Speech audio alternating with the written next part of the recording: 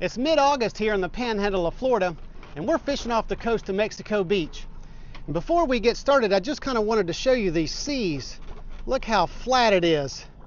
We don't get that too often, but we're going to take advantage of that and get out to the maybe 50-mile mark or so, see if we can find some hard bottom and see what we can pull up.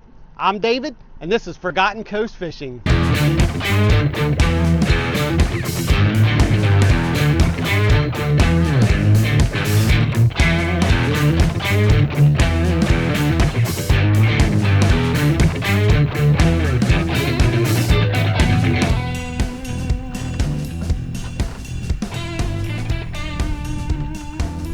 Oh, here he is. Here he is. All right. All right, so we have done a lot of things this morning. It's coming up on 2 o'clock, I think. We've been fishing in 120 feet, 130 feet, 180 feet, 300 feet. Just kind of going from spot to spot, just looking at my depth finder and the relief shading and just kind of looking for something that looks good. We've caught a couple fish, nothing really noteworthy. So here we are in about our 5th stop, I think, and I'm fishing with this 300-gram Johnny jig, and we get something, nothing really big or anything. So let's see what he is. Red grouper, it looks like. Let's see if, no, he's not going to be a keeper, but we found some fish, and that's a good feat considering how the day has gone so far, but that can kind of happen when you're just out here kind of searching for spots. All right, obviously we need to use a descending device on this guy with this stomach coming up like that.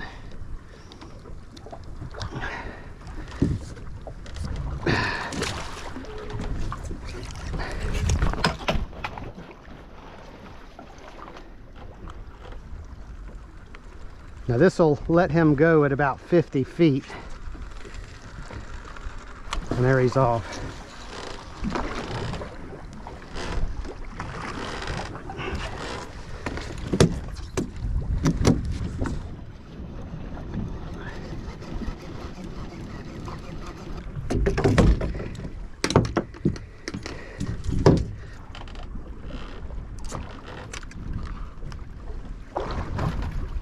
Oh, here he is again. All right. All right. Now we did this the other day, kind of got into a lot of red grouper. We never could quite get one to be 20 inches to keep. So if we have a repeat of that day, maybe we'll at least get a keeper. This guy seems like he's a little bigger than that last one we got. He's really not fighting though. I'm just kind of just pulling him up. So right now we're in 132 feet of water. This is about where we were the other day as far as depth when we caught all those other red grouper. I was kind of hoping we might grab something a little bigger, deeper. All right, here comes some color. He looks a little bigger in the water so far. I don't know. Oh, something's on the... Oh, because we got two. Check it out. Check it out. 2 grouper on 1 rig. Check it out. Is that not cool or what? All right, we got to get these back. We've got something nibbling at our live tomtate down there. But check it out. 2 grouper on 1 jig. Check it out, Steven. Look at that. That's kind of cool.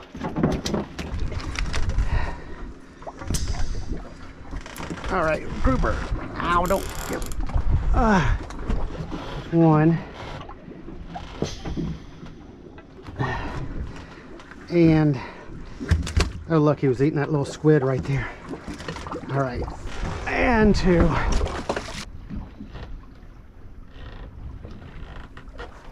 Here he is. Here he is. I'm noticing too that I kind of get a strike if I kind of slow it down a little bit and don't kind of pull it up right when the jig kind of falls back to the bottom, kind of let it sit a second or so just as it reached the bottom before I start to kind of pull it back. I've got them a couple times that way when I wasn't getting them the other way.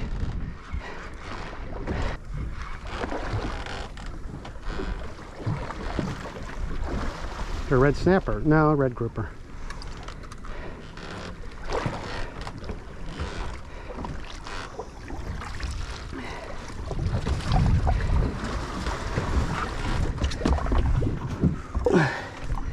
Let's see what he's measuring. This is about representative of what we're getting. We're just about 18 inches. So need a couple more inches.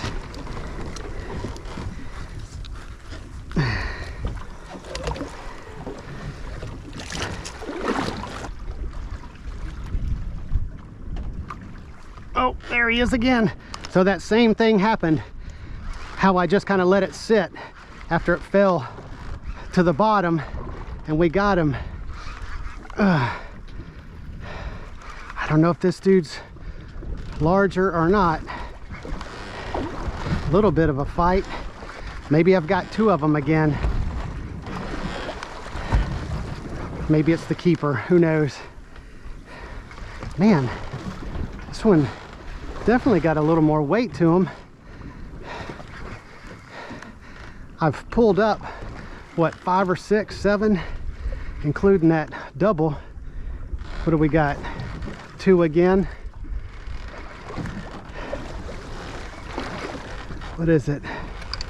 Oh.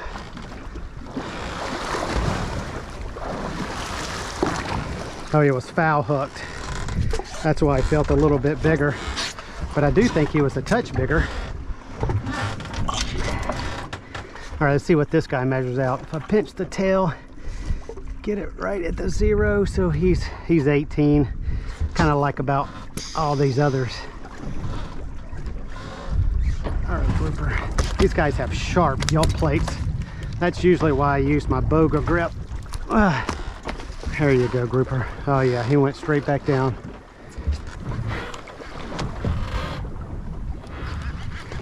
Okay, here we go. This may be the smallest one of the day. We did catch a lizard fish earlier today, and we did catch a flounder. I didn't have my camera on. I was just kind of stopping at a spot, just trying spots, and I really didn't think I was going to get anything, so I didn't turn on my camera. But I got a little tiny flounder. This guy is putting on a little bit of a fight. I just kind of got us on a new spot. We're about to drift over it. We're about 300 feet from it. This a red snapper? Now we got 2 fish again. 2 fish on 1 jig, but I think it's red snapper this time. Look at this, 2 red snapper. All right, well that's nice. We didn't catch any red snapper the other day when we were out here. Really only red grouper. That's kind of nice. This guy would be a keeper right here.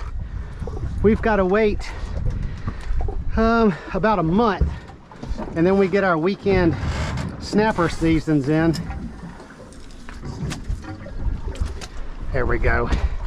Nice snapper. There you go. All right, let's get you now.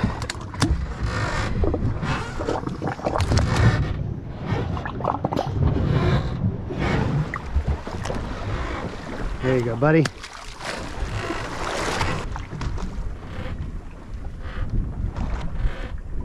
Oh, got him.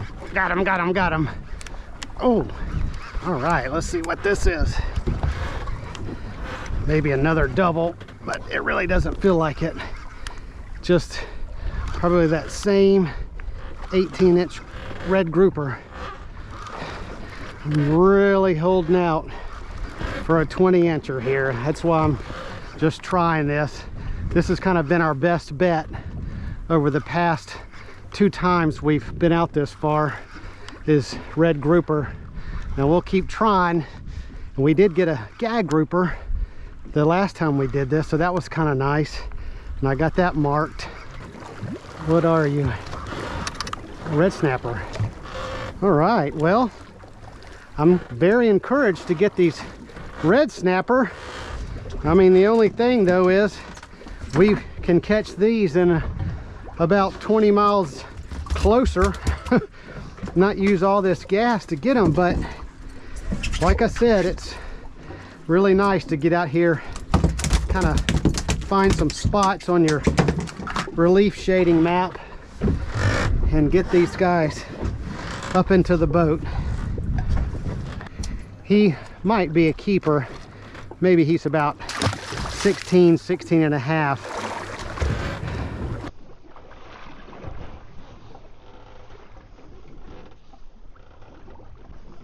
Oh, here we go. Here we go. All right. Oh, wow. This may, yes, this is the biggest one of the day. Definitely the biggest one of the day. And I was just about to call it quits. If we get this one in, I think we will call it quits, because this will be a good fish to end the day on, definitely. It's coming up on 5 o'clock, and we've got about an hour to an hour and a half run back home. Let's get this guy up. I've got 60-pound mono as my leader, so I'm not gonna hurry him up too much. But like I showed you before, I'm gonna keep that pressure on him just in case this hook tore his mouth. Oh man, I'm very anxious to get him up, to know I didn't lose him. But at the same time, I don't want to tear his mouth or do anything stupid to lose him here. Fortunately, we haven't seen any or had any shark encounters or seen any dolphin, so I think we've got some time here. Here comes some color. Here comes some color. It's looking like a red grouper. Maybe it's our keeper. Maybe it's our keeper. I think it is our keeper. Yes, this is our keeper red grouper. Is he hooked good? I'm going to use the gaff. I do not want to lose this dude.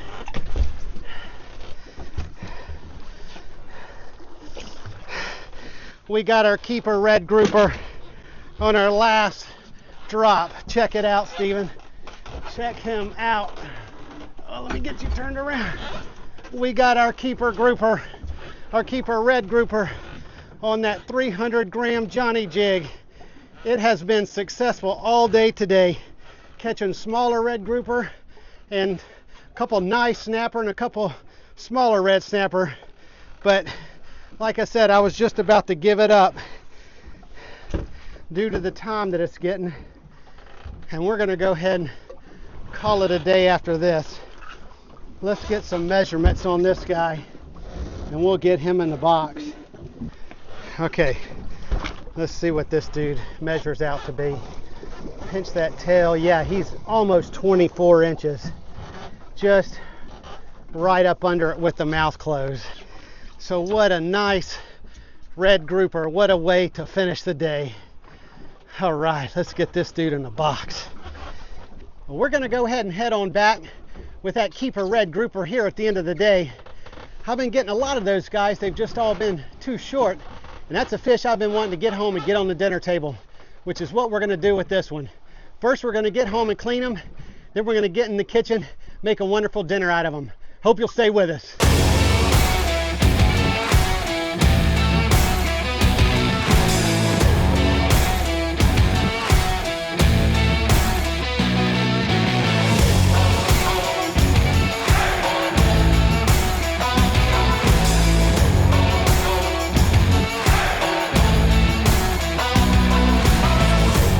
This is the next day, and we're going to go ahead and clean our nice red grouper up, and I'm going to be using my Sword 7-inch Flexi. All right, first I'm just going to go ahead and lightly rinse him off a little bit just to get a lot of that slime. I've had him sitting in the ice chest overnight, so he's nice and cold, which is a really nice way to clean your fish.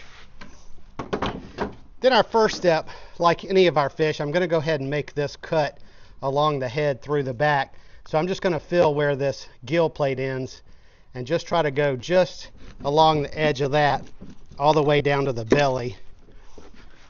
Then go ahead and cut along the back of the belly to the tail. And then I start on the other side where the tail meets the body. And I'm just going through the skin just like we do any fish like this. Just with the very tip of the knife. I don't want to go too deep because that'll kind of affect the cut of your meat.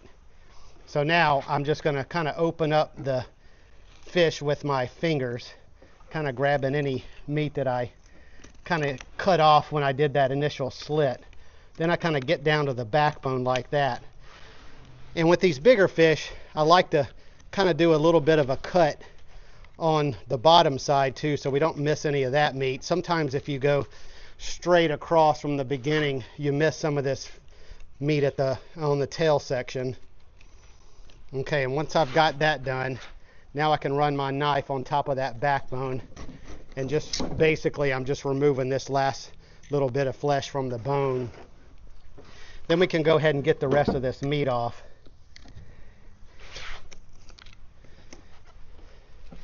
And this is like any kind of red snapper. You've got to work your knife over these bones and get your fillet off like that. And I've noticed these red grouper, like Gag Grouper, have a nice thick fillet for their size. All right, so we're going to do the same thing for the other side. Just feeling for that gill plate.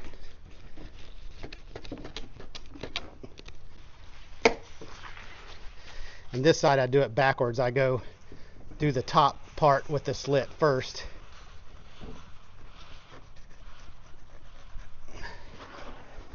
And then I do the underside.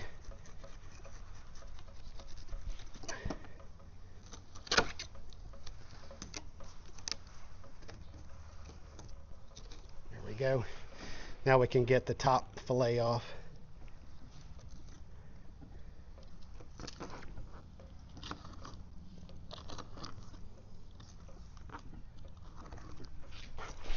Now I've already removed this, kind of my first step, that bottom tail section.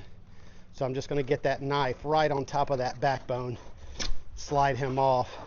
Then I can kind of go backwards a little bit, kind of getting this meat off until this knife meets with these rib bones.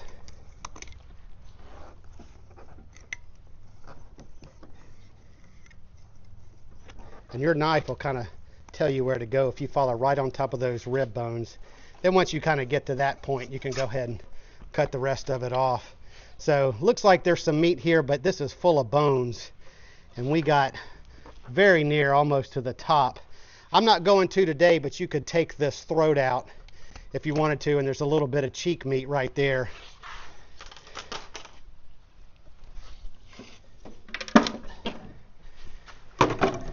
I'm just going to do a quick little rinse to get some of this blood and stuff off. I'm kind of careful. I try not to get this fillet wet with this fresh water. It kind of does something to the meat. It kind of makes it kind of tough a little bit. So now to get the skin off, I'm going to get it close to the edge like we normally do. And I'm also going to kind of hover above the skin. I'm not going to try to get every last inch of meat on top of that skin, because there's some red meat. And see what red meat I did cut out right there. But see, I went a little too far right here, and you can see how that matches. See, I wasn't careful at the beginning, and so this red meat that was here is left on the fillet, whereas up here I did a little better, and the red meat is up here and it's not so much. So we'll kind of go ahead and try to shave as much off this as we can. Now we bled them, so we don't have really as much red meat as you could if you didn't bleed them, but that's going to be good like that. Now they always have some bones right here. Snapper, Gag Grouper always have bones to about right there, and I just kind of feel to see where they are. The easiest thing to do is just cut them out with this shallow V. You're not really going to miss any of this meat. It's full of bones. And then we can just kind of take care to feel it, and we don't feel anything. So that one's good to go. So let's see if we can get this fillet a little better in our cut and get some of that red meat out of it. And I follow with my left hand for that reason too, so that I can kind of tell how much I'm leaving on the skin. And see, we did it the whole way there, so imagine this is going to look pretty good. See, that's how we did it really nicely. That's the difference. So you can cut out a lot of your red meat when you take this skin off. All right, so let's feel for our bones and get the rest of those out. Sometimes there may be one or two right here that you want to feel for. And that feels all pretty good. All right, so we did it. Very nice fillet. Well, we're going to go ahead and get back to the kitchen and cook these up. Steven, what kind of fish are we going to be cooking tonight? Red grouper, that's right. Which is some of the best fish out there. And this is the first time we've cooked it on the channel. And what I like to do when I get gag grouper, red grouper, that kind of thing, is keep it real simple. So I've gone ahead and made a homemade blackened seasoning here. This just consists of paprika, onion powder, garlic powder, oregano, thyme, salt, pepper, and cayenne pepper. And I'll leave the ingredients down in the descriptions below if you want to make it for yourself. So here we've got our red grouper fillets, and this does have some salt in it, but not a lot. So I'm going to go ahead and give this fish just a little bit of salt on the serving side. I always put the serving side down in our pan first, just so we get a nice good browning on that side that we're going to serve, and we only have to flip it once that way. And I've lightly patted it down before that. So we're just going to take some of our blackening seasoning here and just kind of coat each of these fillets of fish. Meanwhile, I'm going to get that cast iron skillet over there heated up to about a medium-high type heating. And we're going to probably end up cooking these a little bit longer since they're so thick, but probably about, I don't know, maybe 3-4 minutes per side. We'll just kind of see how it goes once we start cooking. So I think we're about ready to get this fish in. This is just a little bit of olive oil here in this pan, and you can maybe see that we're starting to smoke pretty good. But this is not going to be kind of a traditional type blackened fish. We're not going to get this so hot like you would normally do when you blacken fish. We're just going to use that as a seasoning and just sort of pan fry it like we normally do when we cook red snapper and grouper and bigger fillets like this. But you can see how white that fish is. Just such a beautiful fish with very little bloodline in it.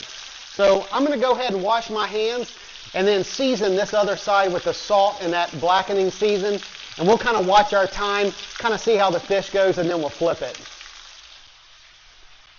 So it's been about 4 minutes, and we're starting to get some white around the edges, but still kind of raw in the middle. So I'm going to go ahead and flip these, trying to keep them in one piece as we can. Oh, that looks perfect. And that's not burnt right there. That's just that seasoning kind of cooking a little bit. There we go. Perfect. This is our serving side. So like I said, I always put the serving side down so that when we flip it, we don't have to flip it again when we serve it. And you get that nice kind of browning on the top as well. So we'll cook this another 3 or 4 minutes. Kind of watching for this right here. You can see you've got a little pink right there. And we'll use our thermometer here to get this fish up to temperature. All right, so I'm pulling these off, and I'll show you kind of how I know they're ready. I'm kind of starting to see it separate and kind of starting to flake.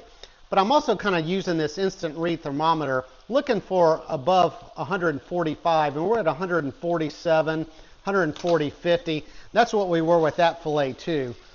Let's see if we can keep this one all together like we did the last one. All right, so I'm going to go ahead and turn that heat off. Let that cool down a little bit. Cover these with tinfoil, and once this is cooled down a little bit, we're going to go ahead and make a very simple sauce to top this fish with. Once this pan cooled a little bit, I put it back on the burner and turned it to a kind of a medium-low type setting. And I put 3 tablespoons of butter in here. You could use more or less. Just depends on how much fish you have and how much sauce you want to make for that fish. So as you can see, this butter is starting to melt and kind of brown a little bit. So the next step is I'm just going to take this jarred garlic. Now if you had some fresh garlic, that would be really nice too. But this we just have on hand, and it's very easy to kind of pull out the refrigerator and just sort of mix it in. So that's maybe half a tablespoon, maybe 3/4 of a tablespoon of garlic. And I'm just going to kind of cook that just a little bit. I'm not going to go too long with this garlic because it's in this jar. It's already kind of soft a little bit, and it's kind of very easy to burn. So we're just going to kind of mix this in a little bit until this butter is infused with this garlic flavor, and that garlic becomes a little bit softer. So you can see it's not on a very high heat at all. All right, and I think that's good. So we're going to go ahead and move this to the side and turn our heat off. I transferred all of this sauce over to this glass measuring cup. We're going to set that aside for a second and go ahead and plate up this fish here. So let's see if we can keep everything intact for the most part at least. There we go.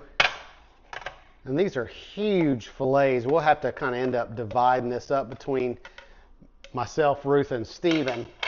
So let's just take this parsley. Go ahead and put a little of that on there.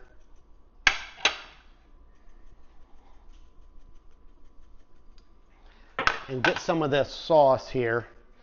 And this kind of sauce goes a long way. There's a good bit of garlic in here and a lot of butter. So just a little bit on the top, just to kind of keep that nice, moist, fish, buttery flavor on it. And there you go. Our nice grouper fillet, a very simple recipe, very simple spices, and it's going to be very good on the dinner table. So we're going to get our sides together and sit down and have this wonderful meal.